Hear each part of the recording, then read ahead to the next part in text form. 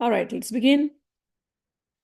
Shri Chakravasini Devi Namaste, Shivakama Sundari Devi Namaste, Shri Krishna Sodari Devi Namaste, Rajarajeshwari Devi Namaste, Rajarajeshwari Devi Namaste. Padmadala Lochani Devi Namaste, Bhakta Paripalini Devi Namaste, Parvatvartini Devi Namaste, Rajarajeshwari Devi Namaste, Rajarajeshwari Devi Namaste. Karunavilasini Devi Namaste, Katyayani Gauri Devi Namaste, Kadambhavanivasini Devi Namaste, Rajarajeshwari Devi Namaste, Rajarajeshwari Devi Namaste, Shakti Parameshwari Devi Namaste, Shambhuman Mohini Devi Namaste, Shankari Kripakari Devi Namaste, Rajarajeshwari Devi Namaste, Rajarajeshwari Devi Namaste, Annapurneshwari Devi Namaste, Akhilandeshwari Devi Namaste, Abhaya Pradayini Devi Namaste, Rajarajeshwari Devi Namaste, Rajarajeshwari Devi Namaste, Satya Swarupini Devi Namaste, Sadguru Rupini Devi Namaste, Dharma Swarupini Devi Namaste, Rajarajeshwari Devi Namaste, Rajarajeshwari Devi Namaste, Akhanda Paripurani Devi Namaste, Adi Parashakti Devi Namaste, Akhila Paripalini Devi Namaste, Rajarajeshwari Devi Namaste, Rajarajeshwari Devi Namaste, अनंत रक्षकी देवी नमस्ते, सौभाग्यदायिनी देवी नमस्ते, संतान बल प्रदे देवी नमस्ते, राजराजेश्वरी देवी नमस्ते, राजराजेश्वरी देवी नमस्ते, पाहि भुवनेश्वरी देवी नमस्ते, नमस्ते, श्री विद्या रूपिणी देवी नमस्ते, शक्ति स्वरूपिणी देवी नमस्ते, राजराजेश्वरी देवी नमस्ते, राजराजेश्वरी देवी नमस्ते. We are on chapter 15th of Rahasya Khand of Tripura Rahasya. Yesterday's story where we ended, we'll just reflect on that one more time. Some of the tattvas, there are 36 tattvas. I said I'll explain it. It is very important because in Tantra sadhana, we always consider 36 tattvas. You have learned tattvas means those elements, 24 elements from Gita you have learned. But when you say I learned Tantra, a tantrik is expected to know this 36 tattvas. The 24 are the same as in Bhagavad Gita.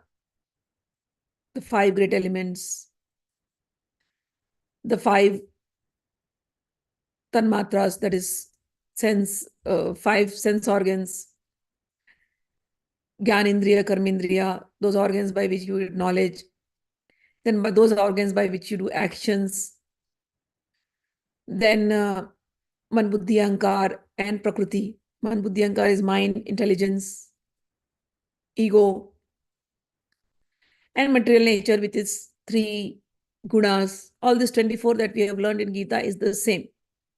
But there are 11 more added to this. And that becomes 36. That was discussed in chapter 14th. I will just describe that one more time. It's very important.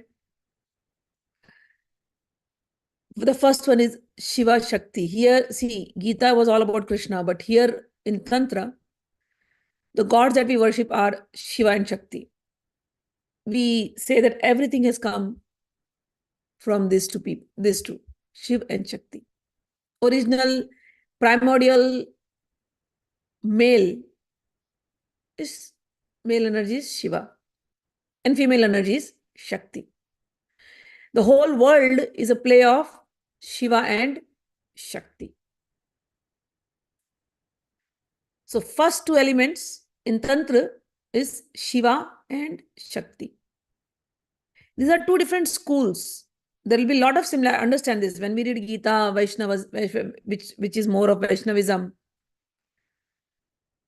There also we speak about this Tattvas, Sankhya. Sankhya is it will be spoken in Gita also. Sankhya is also spoken in Buddhism. Sankhya is analytical study of the whole world, of the creation. So when we talk about Sankhya, Sankhya means Sankhya, number, analytics. The origin of this world, everybody is always, this question has always gone into the head. How did the universe come into origin? What is it that origin is made? What is this the universe is made up of? And our yogis, they meditated, and they broke it down into 24 elements. If you take away the God principle, then there are 24 elements. And when you add God, 25 elements. So this was one school which broke it into 25 elements, Sankhya school. Then there is another parallel school, which is Tantra school. So Tantra school, Tantrics were pure scientists and rebels and bold. The beauty of Tantra is that most of its teachings are in accordance with the Vedas. But certain things which were not propagated by so-called Vedantists, Tantra took a different view on the same things. Tantra, so what we talk right now is a very higher Tantra. We are talking about Brahma Gyan, the knowledge of self-realization. Same thing which is spoken in Gita in different way. Bhagavan gave two methods in Gita. Chapter 6 was Sankhya Yoga. And then he comes in 12th chapter where it is Bhakti Yoga. So when we are reading Tripura Rahasya, many times it has the flavor of Sankhya Yoga. Too much analytical. Too much Advaiti, as we say. And people may say, oh, this is Brahma Gyan. Everything is just consciousness. It says like that because where we ended last time, yesterday, the story, the young kid, Tangad's son, takes the king to the cave.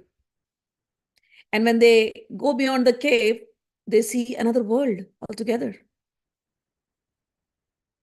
So remember this, when you read the whole story and you keep the points in your head, there is another world inside. So there is a world beyond. And that world had suns, moons, mountains, kings, devatas, just like this world where we live in. And there the king only spent one day. And when he comes out from the cave, 12,000 years have passed. Time travel. And then the king comes and he looks. He's now into complete identity crisis. Where is my kingdom? And the son, Tangad's son says, what kingdom? That kingdom which you were ruling? Oh, it has become a jungle now, all infested with wild animals.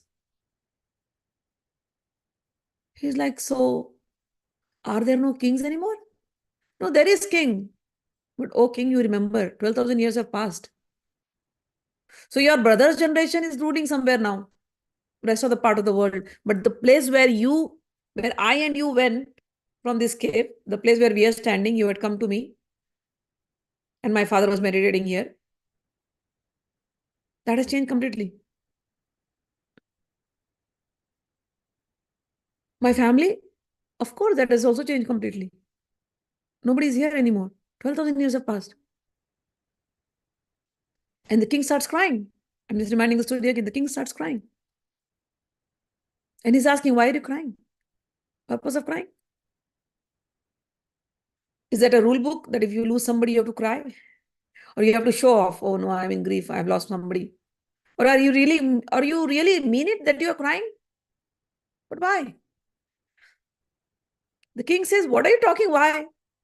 I lost my people. I am supposed to cry. Who am I now? Where are my people? Where is everything?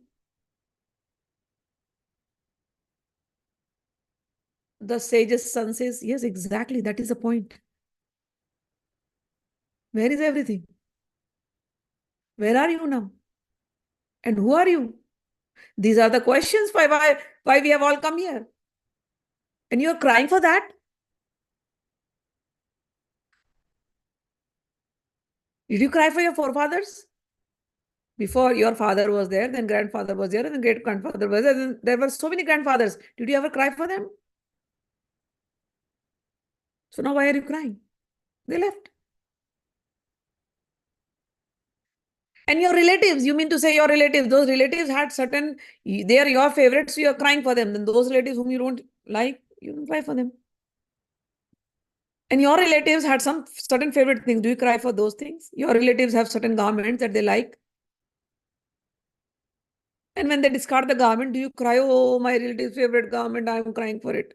No. So now why are you crying? Oh no, my very family, my children, my husband, my wife, my this and that. But oh king, if you get a hurt here and if you get, and that becomes, infected and you get pus, would you cry? My hurt, my pus, the pus is coming out, my pus. Would you cry? My blood going out. Are you crying? Or you'd be happy, oh, now that thing is healing. The pus is going out, it stopped. You want it to be stopped, right? So many things from the body is coming out every day. Are you crying? You're flushing them. Are you crying? Then the same thing is with everything. Everything is made out of something. Think of this. It's like, what are you trying to say? I don't understand anything. Please give me the knowledge. It's like, think of it. This world is just like a movie, just like a play. Things are going to come, things are going to change. Change is the only constant thing in this world. Every scene is going to change. And you have to accept that this changing scene is the only constant thing. But who is the one who is changing the scenes? If it was you, you would not allow your family to go away anywhere. There is something which is changing the scenes.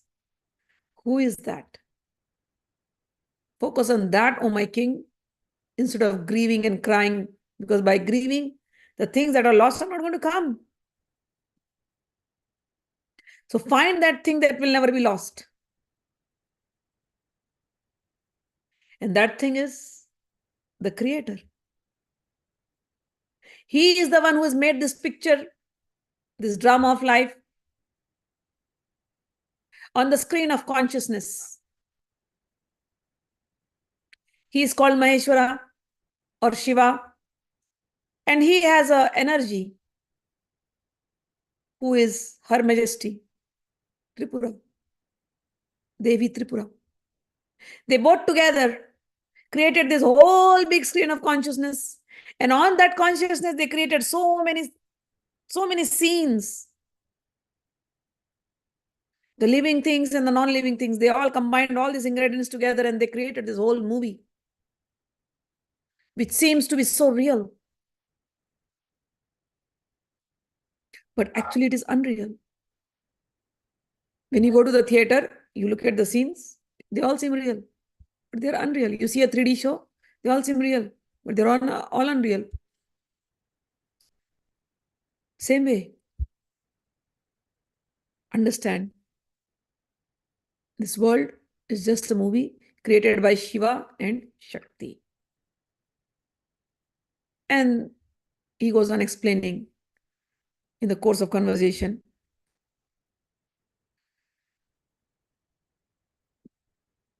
that Shakti is called Parachiti Bhagavati Tripura. The same Shakti is mentioned as Vishnu in Vaishnavism. The same Shakti is mentioned as Shiva in Shaivism. The same Shakti, goddess, is mentioned as Brahma, the creator. The same Shakti is mentioned as formless by those who cannot understand her form. Here, one more thing you have to understand. When we talk of formless, here constantly it is said that Shakti is conscious energy, conscious energy, conscious energy. So people may sometimes mistake, oh, the conscious energy has no form. Let me tell you, I am sitting in front of you. Example, I'm giving an example. Am I not a bundle of conscious energy? And don't I have a form? I'm talking to you. So I am speaking. How am I speaking? Because my mouth is conscious. Because my brain is conscious. Because my mind is conscious. The consciousness is speaking through this mic. I'm moving my hands. How? Because this hand is conscious. If something, God forbid, happened to the hand and the consciousness is not there. Sometimes it happens, right? When we are meditating deeply and suddenly we feel, oh, our legs have become numb. Consciousness at that point has reduced a little. Some people are in comatic state. The consciousness of their body has reduced to one particular point. It is not there running freely in the whole body. But there is a body. And there is consciousness. So every living being you see is a bundle of consciousness. And when the body is decomposing, when they die, the body was made up of 5 elements. The elements are going in elements. But where did that conscious go when the body died? The consciousness went away somewhere. The consciousness is the body of soul. The consciousness is what is making you feel alive. The body went into the 5 elements. The consciousness has come out. Now the consciousness will take another form. And I explained to you, this consciousness, when it takes form, it is like this. You're seeing in 5 elements, trapped in 5 elements. But then there are ghostly elements who have a body of fire. So ghostly elements, they also have a body. Those who can see ghost, they can see ghost. They also have a body. That is a conscious body too. A body is there means there is a consciousness and there is a form. People see, when they see ghost, they see it in a form. They don't have 5 elements like us. The water and the earth element is missing. But the fire element is there. So those who are in ghostly spirits, ghostly bodies, the fire element, that is what is making their body. Those who are yogis,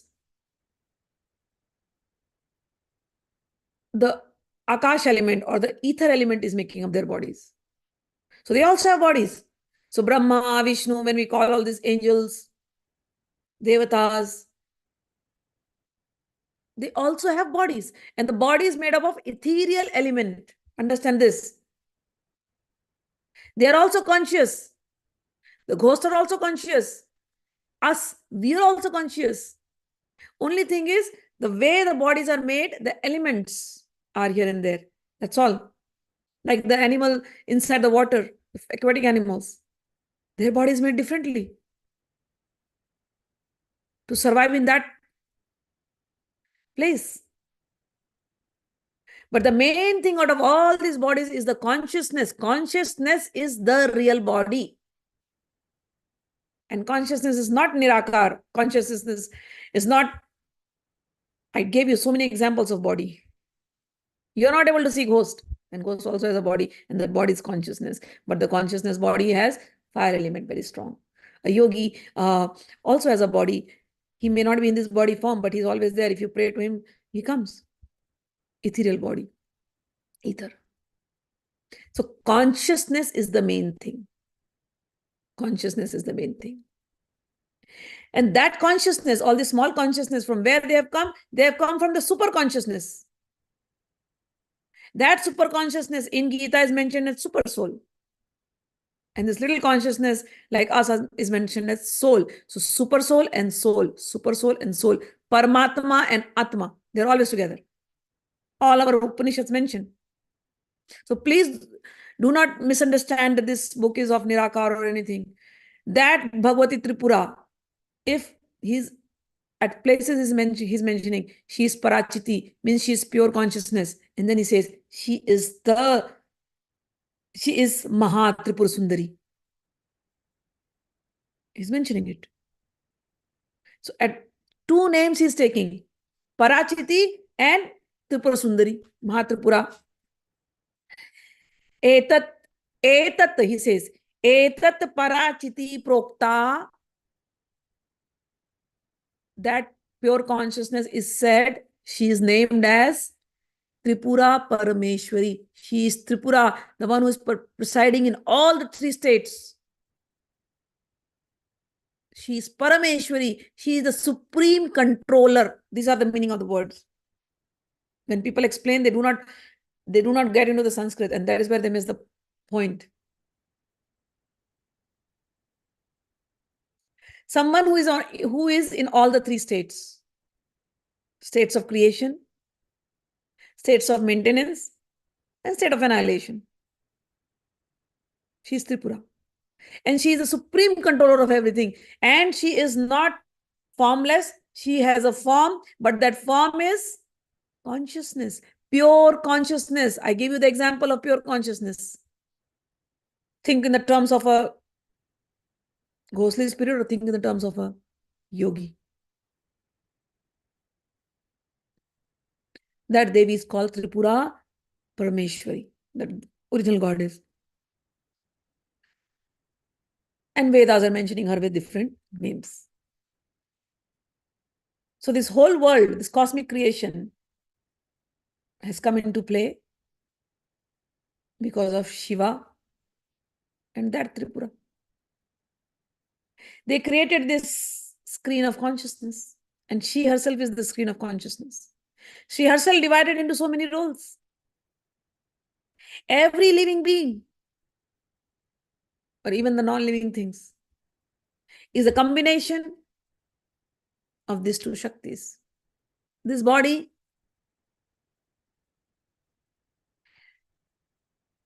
is made up of 5 elements. That is Prakriti, material nature. But inside this body, there is a higher nature, and that is the soul. The soul, how does it operate? It needs an energy. And that energy is called Parashakti. That energy is called Parashakti. So Atma and Atma Shakti. Atma is like atom, the smallest individual particle. Atom. And as per our spiritual science, yes, Atma is indivisible. Nobody can cut it, nobody can do anything. But that atom, what it is made up of, there is a nucleus, proton, neutron, and then there is a electrons. The electrons are always in state of motion.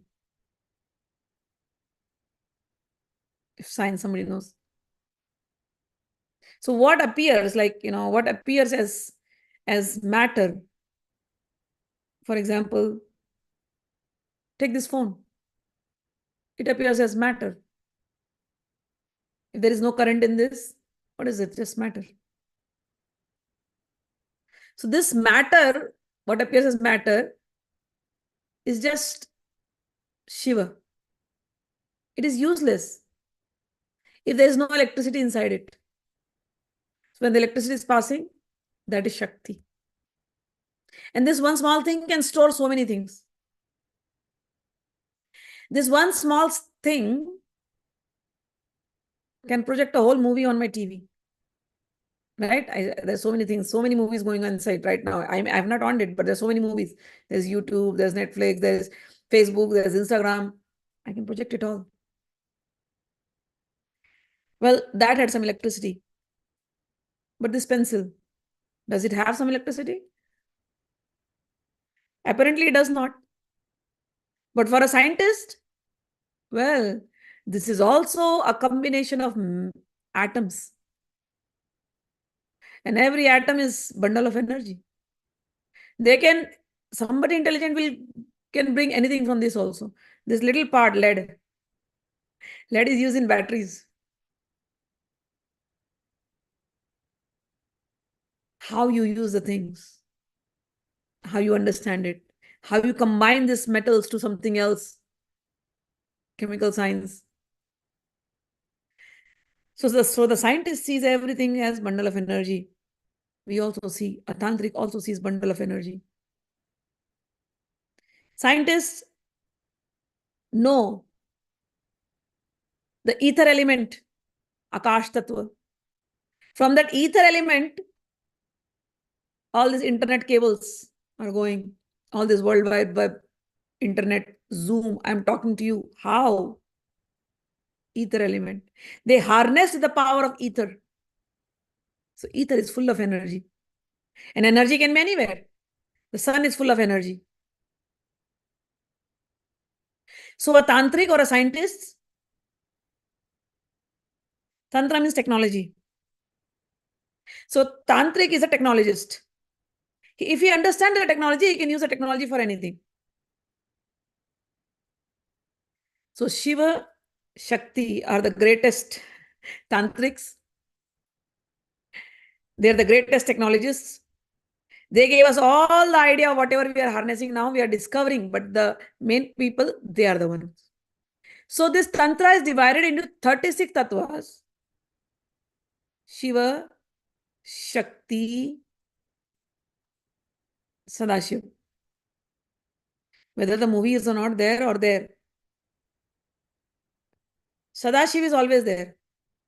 Sadashiv is always there. Sada means always, eternal. Shiva actually means calmness. For example, this is calm. Not doing anything. Sadashiv. If I start writing something, calmness is disturbed. Shakti. Now when I'm writing, it becomes Shiv Shakti. Now when I'm not writing, calm. No action.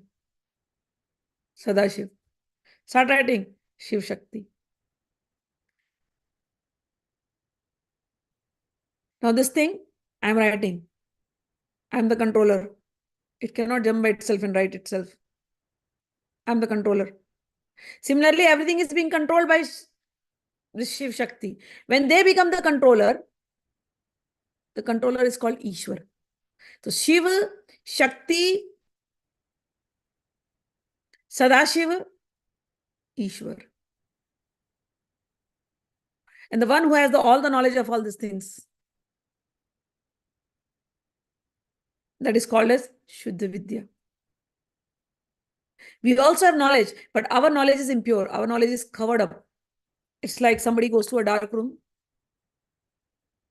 The room is dark. And he comes to another place and I ask him, so you went inside the room.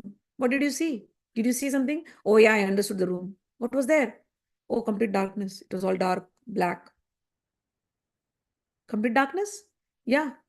So did the person know the knowledge? Yes, he knows. He went to the room, it was dark and he came outside and informed us. Yes, it was dark. He got the knowledge. And then I say, no, please go there. There's a switch there. Please switch it on and you see. And then he goes to the room and switches it on. And then he says, oh my God, there were so many things. I missed it all. So now he gets the knowledge that there are so many things. That is what happens in spiritual path or in life in general. We think we know so many things, but we do not know so many things. Whatever knowledge we have is all considered as seeing the dark room and coming out and say, oh, I saw the dark room, I have the knowledge. Unless and until that ignorance, that darkness is ignorance. Unless and until the darkness is removed, you cannot see things as it is. You cannot see the clear picture. So from where this darkness is coming? That darkness is created by a thing called Maya, the illusory energy. So when Shiva Shakti, these two people decide, okay, let's create this cosmos, let's have some fun game. The first thing that they create is darkness, because only in darkness you can play the game. And that is what principle we learned when we create movies. We get into the dark theater to see everything. Or when a magician does some magic, he has to do everything dark. Only in darkness you can create all this illusion. So the first thing for illusion, the first principle is to create darkness. And the darkness is called Maya, the illusory energy. That Maya now covers up everything. So the knowledge was there, the Shuddha knowledge is there, the pure knowledge is there, but now it is covered. That becomes avidya. Everything covered. And in that covered thing, some scenes are created for you in life. Some things are displayed. That is called kala. Some scene is displayed for some certain period. Then the scene is changed. That is called kal, the period, the duration. And in that duration, there are so many emotions that are played. You get attached to this. You hate that. You play the game of life. Chasing this, chasing that, chasing this. In the game of life, there are ups and downs, loves, hatred, breakups, makeups, so many things. The picture. All this is being created under illusion. Understand this. Maya has created that illusion. And everything is being done under illusion. All the experiences are under illusion.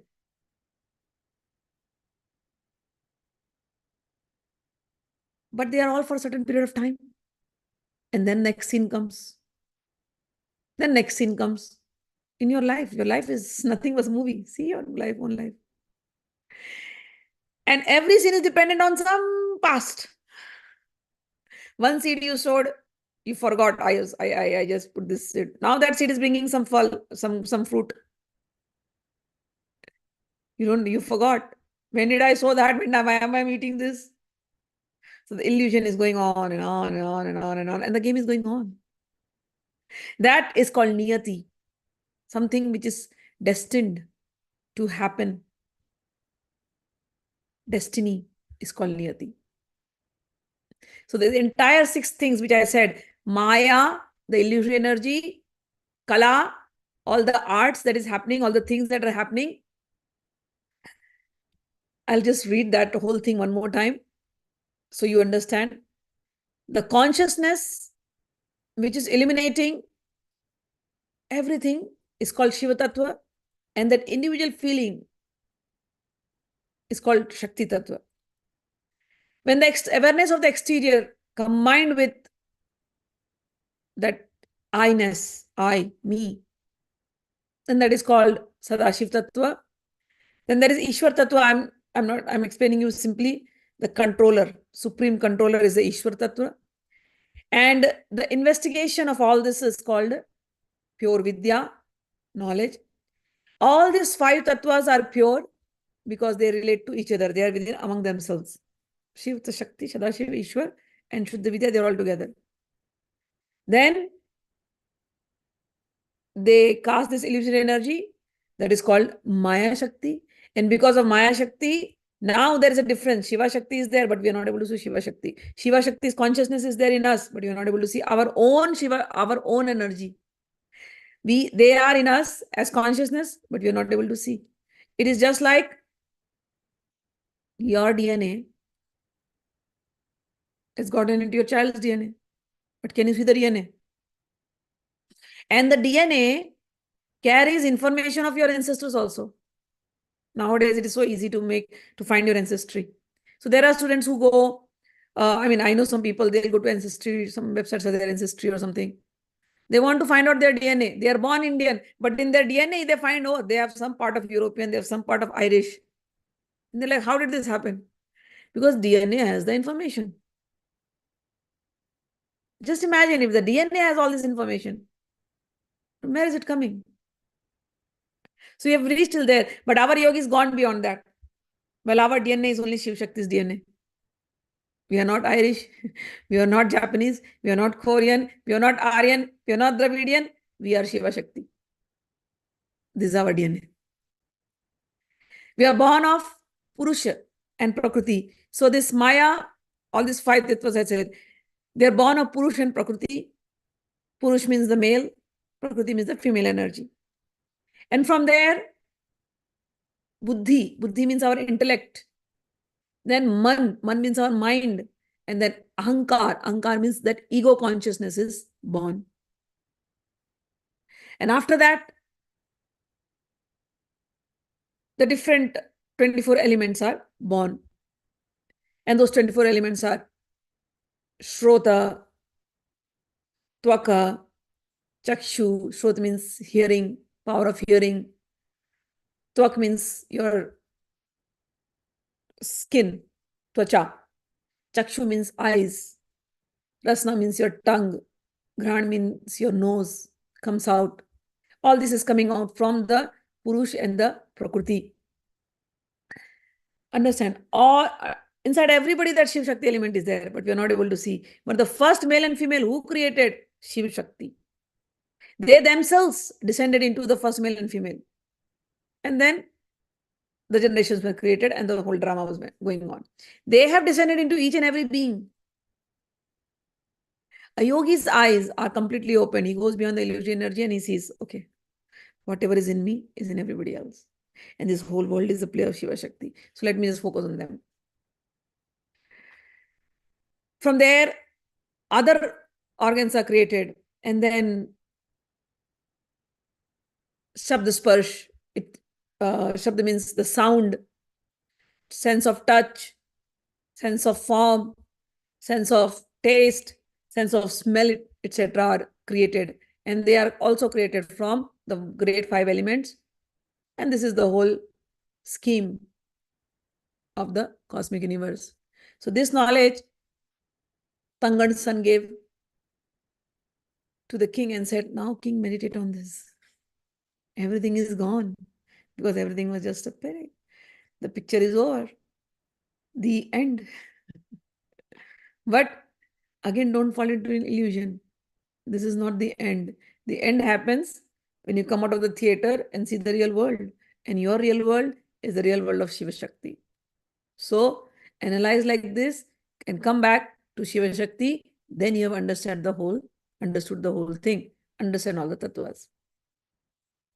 On hearing Dattatreya telling all this beautiful story, Parshuram was happy. He, with a clear mind, pondered over the teachings of his master, and then he came back to him again and asked some questions again. He said, Sir Gurudev, I heard everything. And I have been pondering over all those 36 tattvas and the entire story again and again. And I remember you telling that Tangad's son, the sage Tangad's son, told the king Mahasen to visualize everything with feeling and to be resolute in his purpose, in his meditation. And then he will be able to break the illusory energy. I remember you spoke that cosmic intelligence or the cosmic consciousness is the real and single, and that all these objects that were shown to him or all these objects that we are seeing are just like unreal, just like a city reflected in a mirror. Because after the whole scene was done, the kid took Mahasen again back to the cave and he said, look at the cave. And the cave was only 2.5 miles. And he's like, what? This was the cave? And I saw entire world there. He's like, yeah. Humans are so engrossed in their daily problems that they cannot see anything beyond. But then yogis are there who start seeing beyond, and Brahma starts even more beyond. So as much time you can hold your mind and you can visualize, you can create everything. Here, he gave him a clue. I have been speaking on this. Power of manifestation, power of attraction. Same world where we live, some people are very successful and some people are never successful. Why? Because they are not using their power, their willpower. And the same thing he's told. He said, you saw my world. O king, you saw my world. Because I used my power, my willpower to create my beautiful world. And I created that. I understood the science, the phenomena, and I used the science and I created that. You also were a good king. You had everything under your control. You were the topmost in your land. But look at you. Now you are helpless. So use that power and go beyond, go beyond, go beyond, go beyond, go beyond, go beyond, and go to straight to Tripura. This is the path of sadhana. Without resolute power, without that strong willpower, you have to have a resolute determination. And same thing Bhagavan says in Gita, when he starts second chapter, Vasatmika buddhi. He talks about resolute buddhi. Intelligence has to be resolute. Like very strong willpower. Before doing our sadhanas, we take sankalpa, always. So people just think it's a ritual, just put water and throw it off. And then just chant something. But no. Every time that sankalpa is taken to remind you, you have decided to do the sadhana. And why are you doing the sadhana? Because I want dharma, artha, kama, moksha, siddhi, prapti, because I want to be perfect in my religion. I want to get everything that I desire. And living life perfectly, I want to still get liberation. So you are doing the sadhana for that purpose, to connect with that higher force. You are a forceful being, but you connect with the higher power and get all those things that you want to do. But you have to be resolute in your sankalpa. The one who can be resolute in their willpower, they become very, very powerful. So I understood that cosmic intelligence, we all have intelligence, but connecting with that cosmic intelligence, as the sage's son told, is the most important thing. And then I also understood that her transcendental majesty, Maheshwari, is the consciousness which is manifesting as intelligent, cognizant of whole range of phenomena. She is everywhere. But this intelligence, oh my Lord, oh my Gurudev, whatever you're saying, sometimes it becomes very difficult to know her. And one has to have the knowledge of it. And if the way you are saying, she's a conscious energy, how do I get hold of the conscious energy? I need to have the knowledge of it. She is pure knowledge. And you say that with this senses, it is very difficult. With the mind, with the everything is very difficult. And she is the one who can liberate us. But how do I go to that place? How do I get the knowledge? How do I get liberated? The goal is not achieved without realizing it. The goal is liberation. I understand. But what is that liberation? What is the nature of liberation? And if one is liberated while alive, then how does he live? So somebody is like the story of Hemchud was said. Hemchud was liberated while he was alive and he was behaving like a king. And there are so many liberated beings. And I see some of the sages are very active and they are also liberated just like any other human being. So some human beings are not liberated and they are active. The sages are liberated and they are active.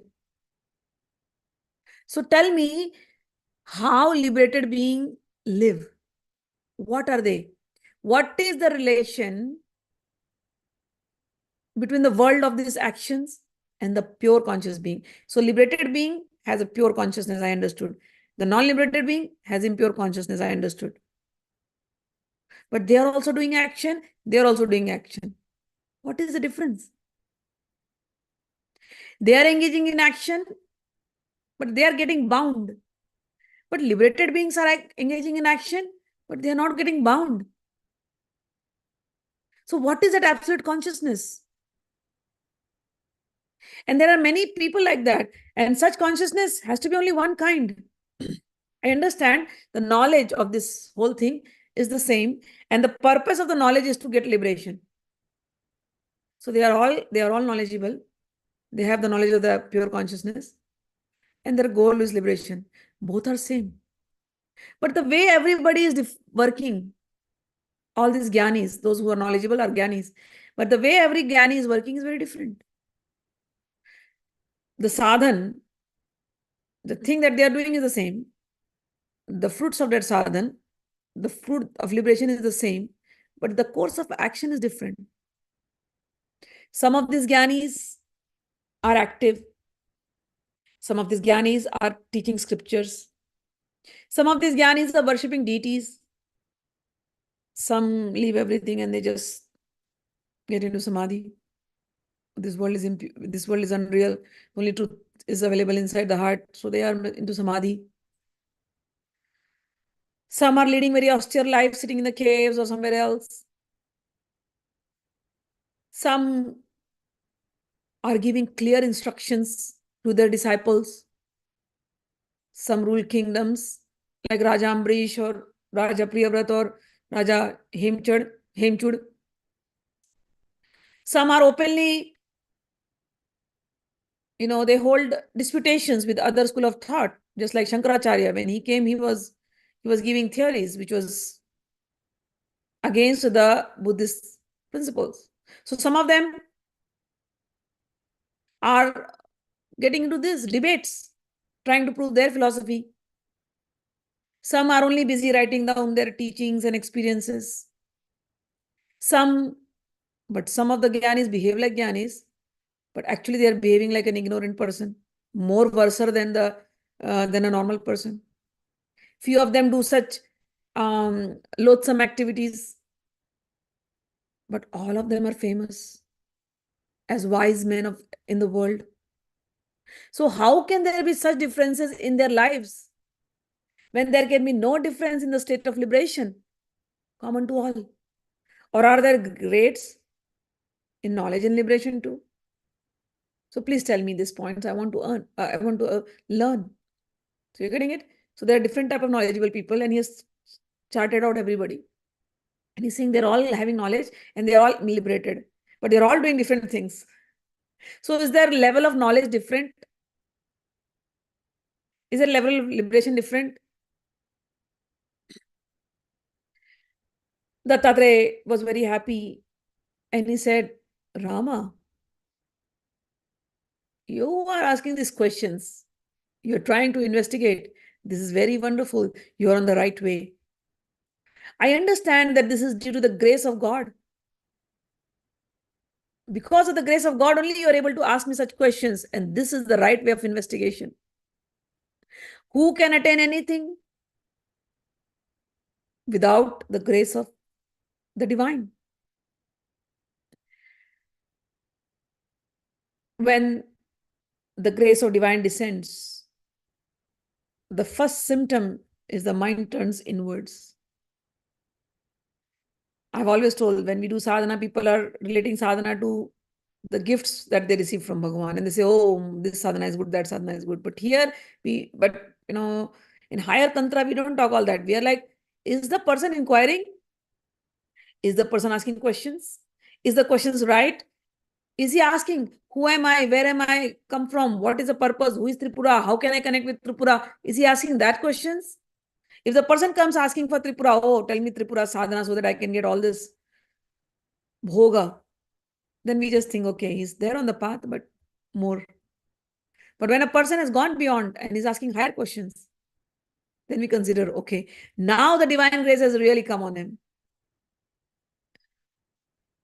So Dattatreya is saying the same thing. Oh Parshuram, you have understood truly that the nature of consciousness, whatever the nature of consciousness is, what your understanding is right, everything is pure consciousness, but it is covered.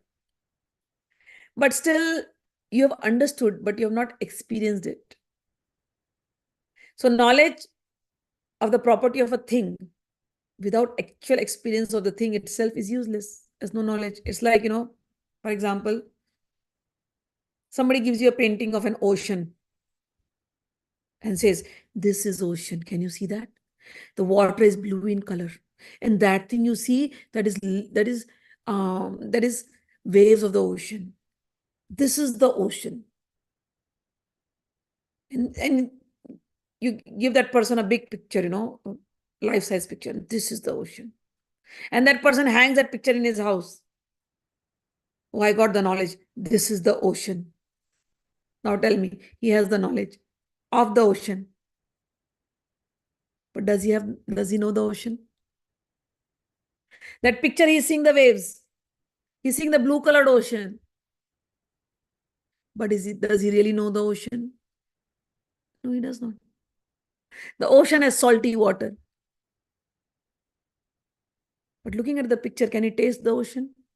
He will go at home and take water and mix with the salt. But that salt water mixed at home, can it even give the taste of ocean? Can it give the feeling of the waves?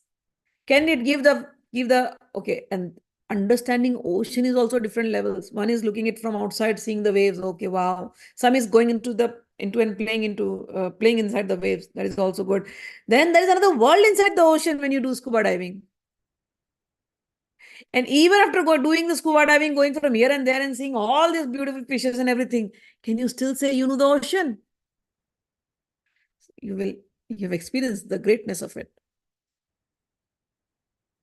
So that's what Dattatreya is saying, that knowledge of a thing is not the actual experience. Knowledge of the ocean does not mean that you know the ocean. Similarly, you've got the ocean, you've got the knowledge that everything is pure consciousness. But unless you dive deep into that pure consciousness, unless you taste that pure consciousness, how will you know? So that deep experience has to be there. Just like somebody sees a dream, and in the dream he got the lottery and he got $10 billion in his bank account in the dream. But he got up and no 10 billion. There are only debts to be paid. He says, just like that, knowledge becomes secondhand if you have not experienced it. And now I'm going to tell you a story. It's a very ancient story. There was a virtuous king called Janak, who is Sita's father. He was living in Videha, a country called Videha. He was Janak by name. And at one time, he did a great yagya and he worshipped the goddess who is living in our own heart as Chiti Shakti. He was worshipping the same goddess. And he invited all the Brahmins and all the great scholars, the hermits, the critics, everybody who knew the Vedas on the tip of their tongue and who knew the methods. He invited all of them. So all of them were doing the yagya. At the same time, Varuna, who is the god of waters, he was also doing a similar sacrifice. But when he invited people, none of these Brahmins came. All of them went to Janak because Janak was very respectful towards them. So Varun's son, who was very knowledgeable, he saw that nobody has come to my father's yagya. He got angry. He disguised himself as Brahmin and then he went to Janak's place. He entered the royal chamber. He duly blessed the king. And then he looked at all the Brahmins sitting there. And then he spoke. "O king, what kind of assembly is this? It looks like as if all crows and have come here in an assembly. I thought this will be a good assembly because of great Brahmanas, but all of them are crows. They have just come to ravage. your lovely lake of lotuses. I do not find anyone here who can become like a great ornament to your great assembly. Nobody is like a swan. Whom have you invited? Only crows to your party, to your assembly? Why have I come in this place? This is just a multitude of fools. So he's disguised as a Brahmana. It's just fools all around me. Why have you invited me here? When he was insulting like this, the other Brahmanas got angry. Who are you? What do you think of yourself? How dare you insult all of us here? And what is the learning that you have? You wicked man. You're just bluffing around. Prove your superiority to all of us. So all the Pandits made one group and Varun's son is one group. Prove your superiority. Speak. What do you know? Tell us that special subject in which you think you are more proficient than us. So Varun's son Varuni said, okay, we'll start the debate, but there's a condition. Yes, what's the condition? He said, if I'm defeated, you will take me into the sea. Throw me into the sea. If you Brahmins are defeated, I will consign you to the sea. Agreed? Brahmin said, yes, agreed. And then they started the debate. And shortly, everybody was defeated. Because Varuni was so clever. He was clever in false logic, false arguments. And because of his false arguments, false logic, all the Brahmins were defeated. And because of their defeat, it happens. When sometimes some people pose very, very brilliant, they're very intelligent. But they're full of false arguments. Nothing's backed by scriptures or anything. So all the opponents, they were defeated and they were sunk into the sea. Among them, there was a rishi called Kahol. He also went there. He was also sunk in the ocean. Kahol had a son called Ashtravakr. Ashtravakr was very knowledgeable and he was a great debater. Ashtravakra came to know that my father was also taken by Varun. So Ashtravakra also came to Janak's court now. And then Varuni was still there and Ashtravakra challenged Varuni. You took my father away, now you argue with me. And then Varuna's son Varuni was defeated. And once he was defeated, Varuni removed his mask. And everybody understood, okay, this was Varuna's son. And then he brought back all the Brahmins. And after his father came, Kahol's son, Ashtravakra was little full with pride. And he little behaved offensively before the court. And the Pandits were also looked at Ashtravakra and they were also like bowing in front of him. And little puffed up he became. At that time, in the court appeared a female ascetic. So Varuni is gone. His pride broken. But Ashtavak's pride gone up. All Brahmins are like, first Varuni, now Ashtavakra. Now comes a lady in the scene. And she is a female ascetic. See, this is Tripura Rahasya. So the power of flower power, or say ladies' power, women power. So the lady came and she's an ascetic. And she looked very beautifully. Very beautiful. She looked at all the Brahmanas. And all the Brahmanas looked at the lady. She encouraged them in their hopes. She was very charming, matted locks and hermit's clothes. And then she spoke sweetly, but yet in firm tones. She said, "O son of Kahol, you are indeed accomplished. For these Brahmins have been rescued by you, and you defeated Varuni in debate." Ashtavakra is like a little puffed up. She says, "I have some question. I understand you are very knowledgeable. Please give a straight answer, explicit and unreserved." Ashtavakra is like, yeah, ask me. She said, what is the condition reaching which There will be all-round immortality. What is that final destination, final place, reaching which all doubts and uncertainties will go away? And after being established in that state, the highest state, all desires will vanish. If Ashtavakra, if you have realized that unbounded state, please tell me directly. So the question was about that highest stage where all confusions are gone, and after reaching there, you become immortal, and after reaching there, there's no more questions asked. So Ashtavakra says, he replied with confidence. He says, I know it. Listen to what I say. Ashtavakra says, there is nothing in the world that is not known to me. I have learned all the scriptures with great care. So whatever the scriptures I have learned, I am going to answer you, O Tapaswini, O great female ascetic. What you ask about that pad, about that abode, about that final destination. That final destination is actually the primal and efficient cause of the universe. That final destination, that abode, is without beginning, middle, or end. That final destination is unaffected by time and space. It is beyond all that. That final destination is pure, unbroken, and it is single consciousness. The whole world is manifested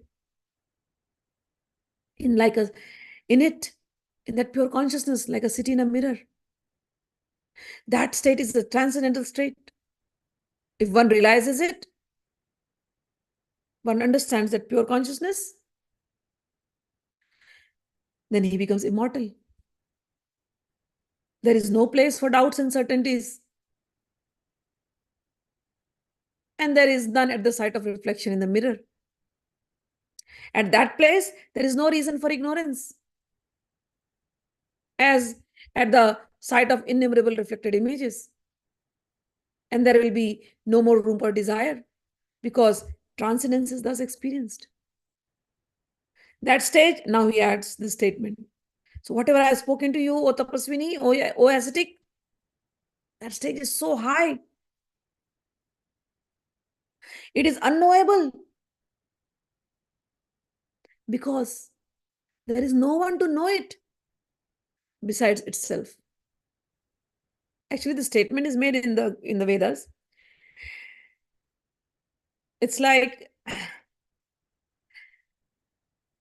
a salt doll, a doll made up of salt, goes into the ocean. And then it has to come out and describe how the ocean is. Understand the statement. A doll made up of salt goes inside the ocean to explain what the ocean is. Can it? So when whatever he's saying is right, when we reach that stage, there is no I remaining. There's no I remaining that I can come and tell you what the stage is. It's like the salt doll goes into the ocean. What can that salt doll say? It is dissolved. That I-ness is not there. The continuity, the pure consciousness remains. To tell that consciousness has to be covered with little other energies. So that's why he's made the statement that the scriptures say it is also unknowable, because there is no one to know it besides itself. The person who has known it. There's nobody else to tell. So that is why this stage is not knowable.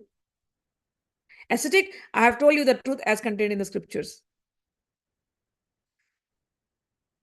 After Ashtavakra finished, the lady ascetic said, young sage, O Ashtavakra, what you say is rightly said and accepted by all. But I want to draw your attention to the part of your answer where you admitted and you said it is unknowable. For who can know it except for itself? You admitted its unknowability for want of a knower outside of consciousness. And you said that once somebody knows, the knower, we get immortality and perfection. So at one point you say it cannot be known. Another point you said that the knower will get immortality. So it cannot be known, and there is a knower who gets immortality. So how did the knower get immortality if this cannot be known? Because the knower has to know. You're getting my point? He's describing the state unknown. And there is a knower who gets immortality. But if there is somebody knower, that means he has known something. So you are making two statements which are contradicting each other. One, it is unknown, that final destination is unknown, and the knower gets immortality. So these are two contradictory statements. So please reconcile them for me. Either admit that conscious is knowable, but it is not known to you, and thus conclude its non-existence. Or say that it is, and that you know it, and therefore it is knowable. So now she's trying to explain to him, my child, she is knowing the consciousness. And two conscious people, when they have reached that state, they'll know. But here, he is making a statements from the scriptures. So she's saying, admit it, that you have not experienced it. You are knowing it, but you have not experienced it. You are speaking from second-hand knowledge, gathered from scriptures. Clearly, you have not realized it, and so your knowledge is not personal. Think now. Your words are just like you have a personal knowledge of the images, but not the mirror. So you read so many books, you heard about that final destination is so and so, so and so, so and so, and you made an image in your head, and now you spoke to me eloquently about that, but you still have not experienced it. It's just the example that I gave, the picture of an ocean, but you have not experienced it. And then she says, tell me now, if you're not ashamed of this, that you don't know, it was great you did with Paruni, but you have not experienced it. She reprimanded Ashtravakra, and he could not speak for some time, and he felt mortified and ashamed. And then, he said, oh Devi, oh great ascetic, truly I don't have answer for your question. I submit to you as a disciple. Please tell me, how can I reconcile these two scriptural statements? For I know that any merits a liar may have are counteracted by his lies, so that he is condemned as unworthy. So when he requested like that, the ascetic was pleased with Ashtavakra's sincerity, and she said to him, child, there are many who are ignorant of this sublime truth, and they live in the state of delusion. Just dry arguments, just speaking will not help one to get to experience the reality. It is guarded on all sides. All the people who have gathered here in this assembly, no one has experienced. Everybody is great learned scholar, but nobody has experienced. The most brilliant logic can only approach it, but one cannot attain it. Although unaffected by logic, coupled with a keen intellect, this can still be experienced. How? Now she gave. It can be experienced by service to one's Guru and the grace of God. Same thing Gita Bhagwan says. If somebody wants to know the Tattva, he has to approach the Guru. Tadvidi pranipatena pariprashnena sevaya. You have to approach the Guru, serve the Guru, and then put your questions humbly in front of the Guru. And if the Gurus are pleased, upadakshanti te jnanam, they will give you all the knowledge. Jnaninam, all those jnanis who know the Tattva, who know the essence of all the scriptures. So, oh my dear Ashtavakra, though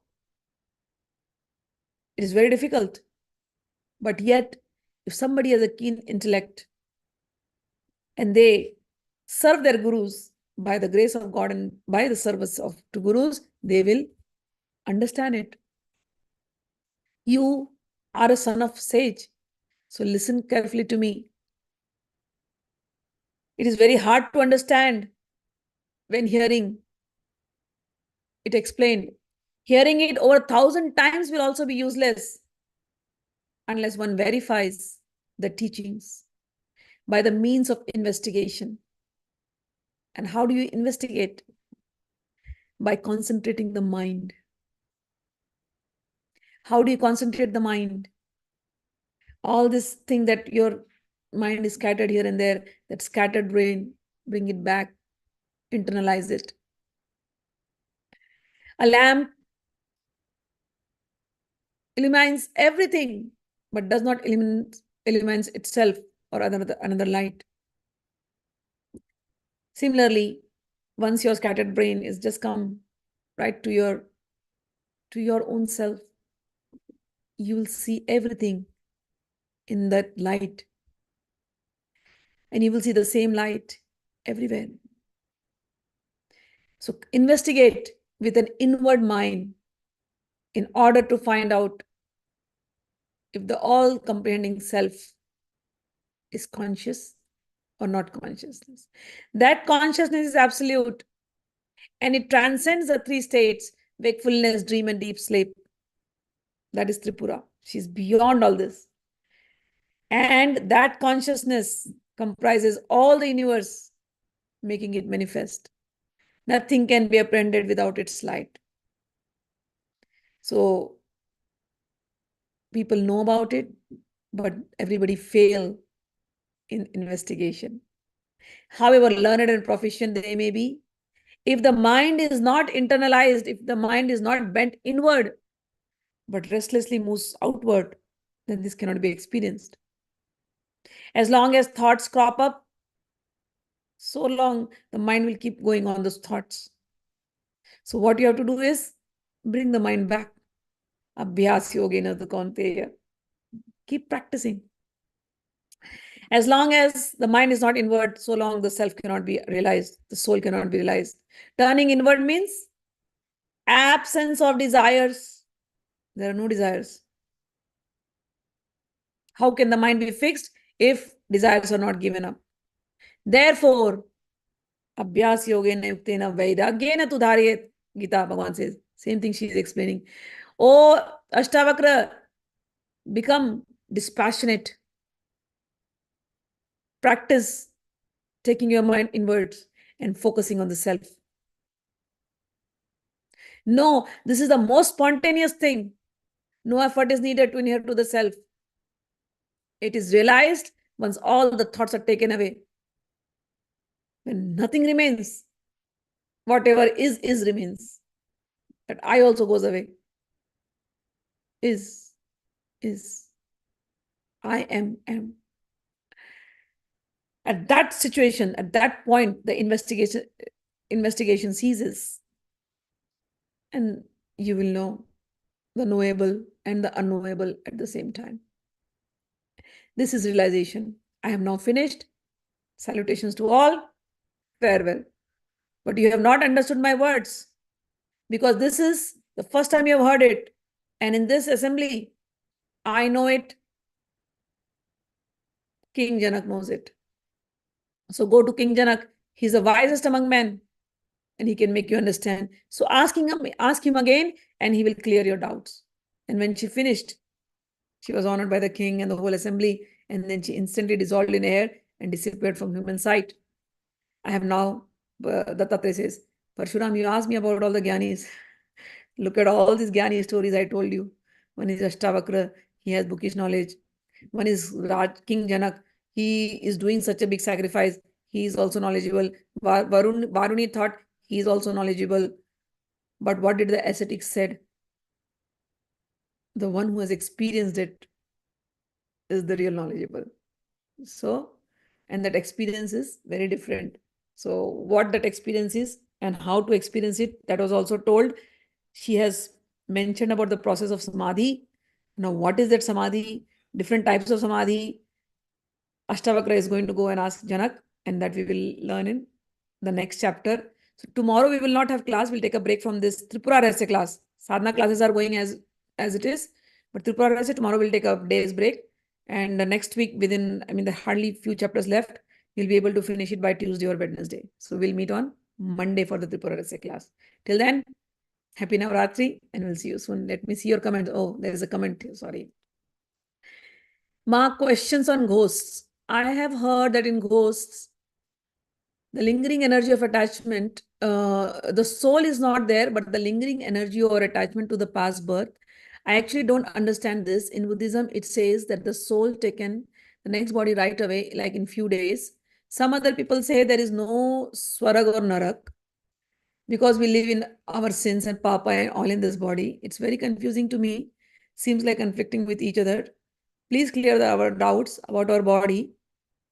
And do our soul become ghost when we are not in the body? Actually, I have explained all this in very detail in the Gita lectures, but I'm going to explain you again. Jayanti is also asking, Ma, please explain the differences between Shakti and Ishwar. And this is Bhairav Avesh, the feeling of union with Shiva and Shakti. Ma, the syllabus is getting tough. Yeah, because two stalwarts are talking. Dattatreya. That's why to come to this Tripura Rahasya, I really request people to focus on Gita. Gita has given all the answers, whatever is given here in so many ways. Gita has given it very simply. So if you understand Gita, it becomes very easy. But anyways, let's get back to the topic of the soul. Understand, we are soul. But what is the body of soul? Pure consciousness. When you read the Gita, chapter 2, Bhagavan has described the size of the soul. One, take this tip of the hair. Can you see? Nobody can see the tip of the hair. Divide it into 100 parts. Tip of the hair. Divide it into 100 parts. That is the size of the soul. It's like a spark. When you say a wire is carrying electricity, can you see the electricity? But there is electricity. It's like a spark. So soul is like that. It's like a spark. That is us. That is us. This body is not us. That is us. When this body is discarded, that spark goes out.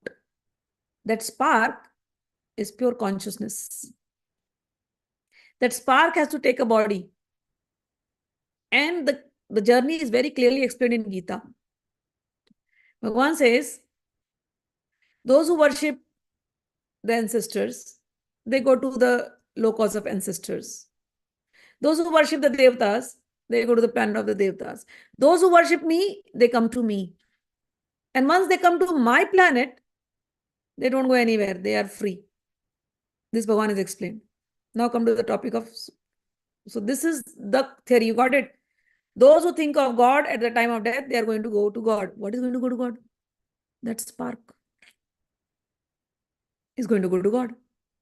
So those who are not going to God, they are going to different planets or different realms. And there are millions of realms like this. Millions of narak, hell, where they have to suffer. Because they chose to. Because Gita Bhagavan is explained very clearly. Those who are not developing their sattvic nature, those who want to live in the tamasic and the rasic nature. And Bhagavan is described in chapter 16 of Gita, divine and demonic natures. Those who increase, they are in their demonic nature. Bhagavan says, I put them into hell, perpetual hell. I mean, it takes long time for them to come out. So hells are there and heaven is there, mentioned in our scriptures. When there are so many, we are hearing, right? When there are so many confusing philosophies, scriptures are the praman.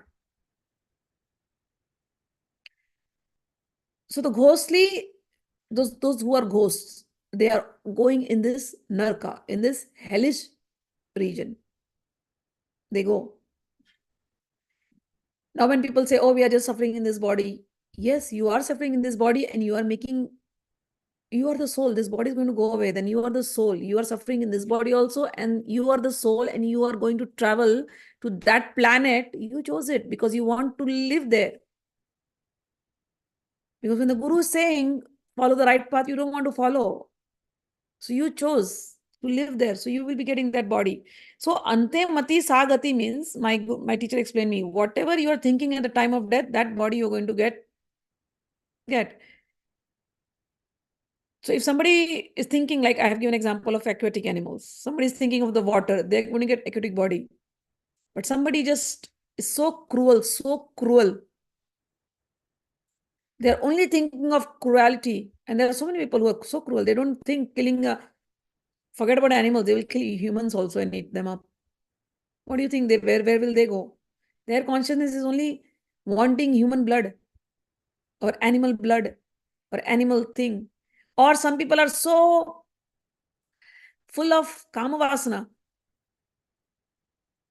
They do business of selling young girls. They want to enjoy with young girls.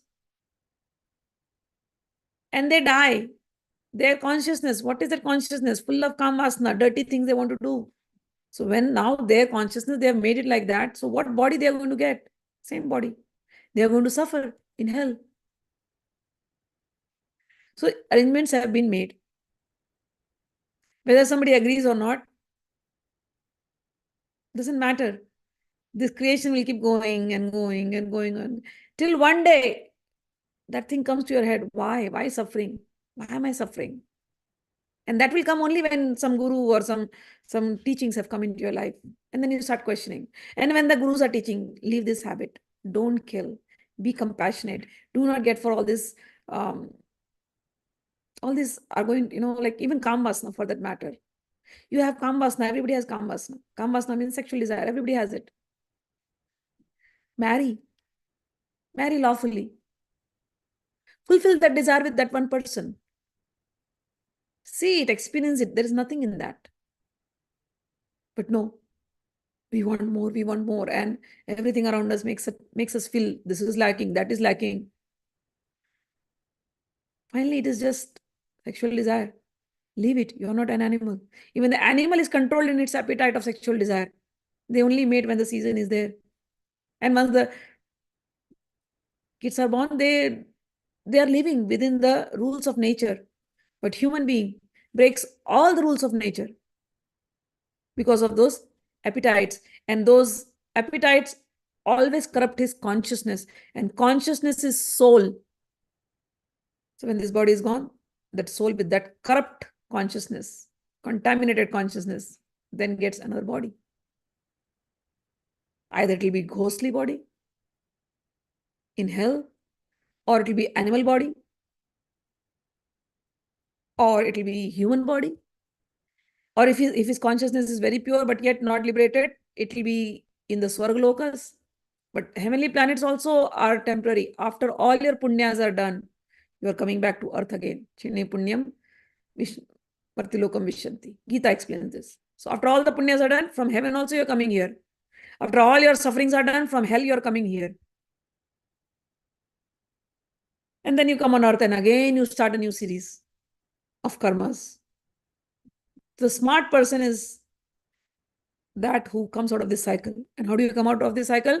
By taking God's name and not doing anything which will bind you again. So take God's name 24 hours. In Kali Yuga, take God's name 24 hours. God's names are many. Shiva, Durga, Kali, Lalita, Krishna, Rama. Keep taking those names. And those names will be your savior. That's what is being taught. Got it? So we are body, and this body is going to go. We are pure souls, and our journey has to go back to, we are pure souls. We are divine beings, and we have to realize our divine nature and go to our divine abode. We should not become demoniac. Why do we become demoniac? Because of the increase of Rajogun and Tamogun, mode of passion and mode of ignorance. All this science is explained nicely in Bhagavad Gita. So please listen to those lectures. Okay. Difference between Shakti and Ishwar. Shakti is energy, and Ishwar is the controller. So I'm becoming Ishwar. I'm controlling this pen. Shakti is there in this pen.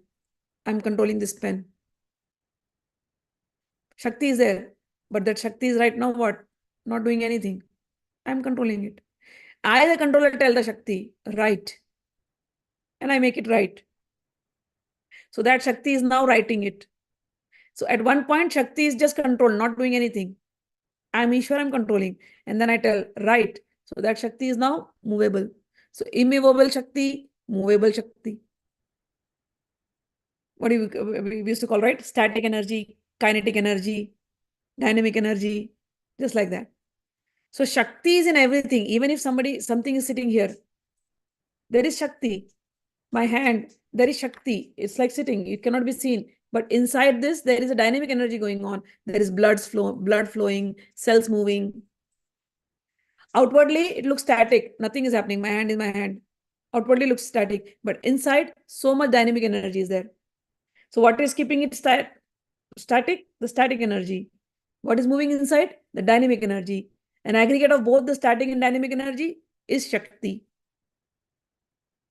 Got it? So this is what Shakti is. So Shakti and the controller of everybody. Everybody is moving. Who is controlling? Ishwar.